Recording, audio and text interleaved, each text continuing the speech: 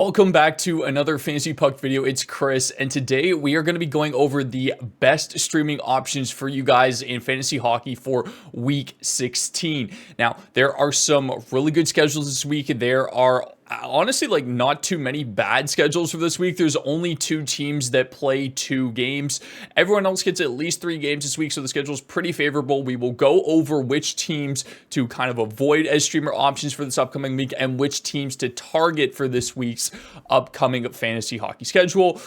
Really good options for you guys this week, to be honest with you. So let's get right into the video. Again, here are the best streamer options for you guys going into week 16 of fantasy hockey.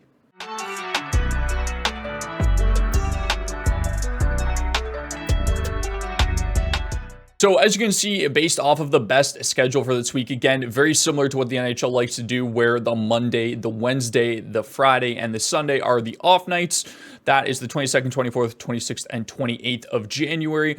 There are 2 elite teams to stream for this week. You've got LA and St. Louis. That is primarily where a lot of our streamer options are going to come from. And then you've got Florida, with 4 games and 3 off nights. A handful of teams that have 4 games and 2 off nights, including the Coyotes, the Bruins, the Blackhawks, and the Vegas Golden Knights. And then 1 team has 4 games and only 1 off night, which is the Columbus Blue Jackets. Moving on to our worst schedule, we have the Toronto Maple Leafs only playing 2 games this week, one of which is an off night.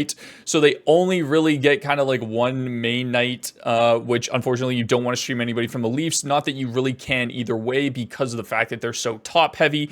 And then the Avs are kind of in a similar situation. We're a very top-heavy team in terms of ownership. However, Artturi Lehkonen is looking like he's returning very soon. So if you guys don't have him added to your team, I definitely recommend adding him to your team just in general, even though they only play 2 games in this upcoming week.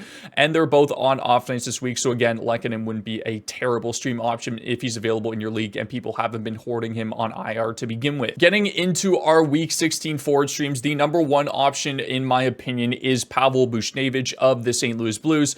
4 games, 4 off nights, line 1, power play 1, has historically been over a point a game player. I understand he is pretty highly owned at 67%, but for whatever reason, if you're in a 10-team league or if you're in an 8-team league and this guy's just readily available, I highly recommend picking him up as long as you're not dropping an elite player. But he should be rostered at over 70% in my opinion, probably closer to 80% given the fact that, again, his production has been very good historically and probably will continue to be going forward. Line 1, power play 1, can't go wrong. Next, we have Trevor Moore. Line 2, power play 2 has been very good for the LA Kings this year. Very consistent in terms of a shot volume and chips in a bunch of hits as well. So highly recommend looking at Moore if you need some of that shot volume hit combo. Scoring has also been really good this year. So I definitely recommend picking him up if he's available in your league. And then Pierre-Luc Dubois and Quinton Byfield are pretty interchangeable. It just depends on what you want to do. There's been some instances where Dubois has been moved up to line 1 recently because of LA's struggles and vice versa with Byfield. Those 2 are kind of just flip-flopping back and forth between line 1 and line 3. And then obviously Byfield has that power play 1 upside, and Dubois has probably better peripheral upside in my opinion in terms of shots, hits, and blocks. So again, kind of similar scoring. They've both kind of slowed down. Dubois kind of come back to life a little bit in the last little bit in terms of his scoring, and Byfield's kind of slowed a little bit. So again, it depends on what you want to do in terms of your team, but they're pretty interchangeable and both around that 40% ownership mark. For our deeper forward streams, Brayden Schenn is honestly an incredible option for this week as well too. 31% owned, should be pretty available to most teams. Again, very favorable schedule, 4 games, all off nights, 31% owned. He's center left wing eligible as well, so you can get him into your lineup really easily. On top of that, not that it matters because he has 4 off nights, but again, line 2, power play 2, incredibly good in the hits column as well, as he'll chip in the blocks, and his shot volume has been good as well, including his production as of late. Go look at his game log. He's on a heater right now, so I highly recommend grabbing Brayden Schenn if he's available for this upcoming week. And then Sam Bennett, just as good as Brayden Schenn in terms of those peripheral stats. The hits are unbelievable. The shot volume is honestly a little bit better than Schenn's when it comes to Bennett. And then his upside as well too. Line 1, power play 1 with Alexander Barkov still being day to day. If Alexander Barkov does get back into the lineup, Bennett will drop kind of to line 2 and power play 2 as well. That's kind of what happens when Barkov goes out, but he is pretty injury prone and inconsistent in terms of staying healthy. So again, Bennett should be a really good option regardless of whether or not he's on line 1 and power play 1 or line 2 and power play 2 this week. Really, really good option. He should be around the 50-60% ownership mark. I don't understand why he's so low this year in terms of his ownership.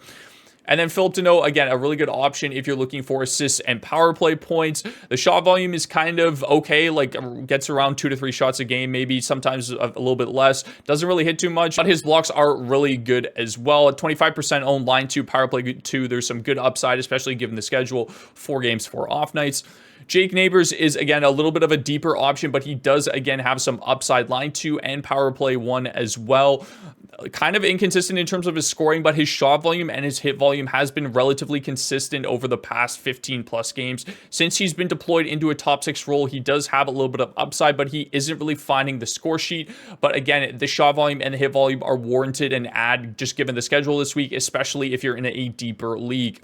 And then finally, Anton Lundell pretty much depends on whether or not Alexander Barkov is good to go or is going to be healthy for this upcoming week. Again, similar to Sam Bennett, where if Barkov goes down, he kind of elevates into a top 6 role. Line 2, power play 2, he's really kind of thrived in that role. He's got 3 points in his last 2 games. And again, the shot volume has been pretty consistent around that 3.5 shot per game mark.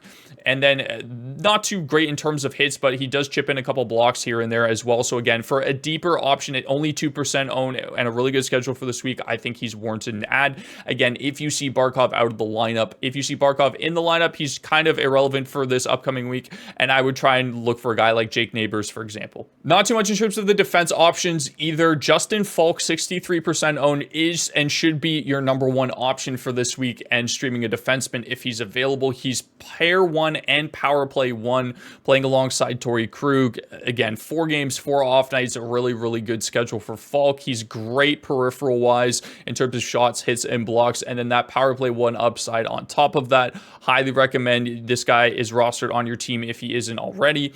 And then Braden McNabb, 64% owned. Technically, like, I couldn't put him above Falk. Normally, I just like to go by ownership percentage in terms of my listing, but I just wanted to emphasize how good Justin Falk was for this week. Braden McNabb, he's honestly been really good offensively on top of that and is one of the best block defensemen in the entire National Hockey League. He's top 3 in terms of total blocks for this season. He's plays pair 2, gets a ton of minutes. His shot volume has been pretty decent as well, and the hit volume should be coming along nicely also. So again, really good option for those peripheral stats if you're in a like 10 to 12 team league. I highly recommend you add this guy if you need to stream a defenseman and you need some peripherals for the week. Matt Roy and Colton Parayko, very similar, very interchangeable, absolute peripherals machines. Parayko is kind of lacking a little bit less in terms of the hit volume than say Roy is, for example, but again, both should be incredibly good options if available, and you guys need some added peripherals for the week. Really, really good floors on both of these guys as well because of those peripherals. Not too great in terms of scoring upside, but again, 4 games, 4 off nights. If you need to add a D, if one of your D got injured, like say you have Vince Dunn, for example, who I know suffered an injury and didn't really play a couple games in the previous week. If he's out a little bit longer, again, really, really good option. You can stream both these guys basically for the whole week because of 4 games and 4 off nights. So just add those stats to your team. And then finally, Scott Perunovich was really the only low ownership defenseman that I could give you outside of Parayko and Roy that had any type of upside. He's pair 3, doesn't play a lot, doesn't do a lot in terms of shot volume or really peripherals for that matter, but he is power play 2 and he does have 7 points in his last 11 games, 3 of which have been on the power play. So again, I like this guy a little bit better than say, for example, Brant Clark, who hasn't looked great after coming out of the AHL, or Jordan Spence, who again is playing that power play 2 role in LA, but it just seemed like he wasn't really producing in that role either. Where with Perunovich, at least over the last 10 games, he has been racking up some points, including some power play points. So I felt a little bit more comfortable giving you guys a recommendation for Scott Perunovich. Again, given the schedule for this week, 4 games, 4 off nights, really good add if you're in deeper leagues and need some power play offensive upside. Not a ton of great goalie options for this week, given the schedule and how kind of spread out it is. And there weren't really a ton of back-to-backs in general to begin with, but the back-to-backs that were available, a lot of them had like these kind of split starters on those teams that are seeing back-to-backs this week. So these are probably your 4 best options if you do need a goalie stream for the week. Jonathan Quick, January 27th, which is the Saturday, 41% owned, playing against the Ottawa Senators. It will be a back-to-back for the Rangers, and the Sens are just not good at all, so that should be a relatively easy matchup for the Rangers, even if it is a back-to-back. And then you've got Ukko-Pekka Luukkonen, who's been seeing the majority of the starts in Buffalo as of late. They've kind of been sending Levi down and bringing him back up. They did that recently. So UPL has just been seeing a ton of volume for the Sabres and should get a marquee matchup against the Anaheim Ducks on the 23rd, which is earlier in the week. So if you do need a goalie stream early on and you think you're going to need one for this week, I highly recommend grabbing Ukko-Pekka Luukkonen, just given the fact that he's going to get volume.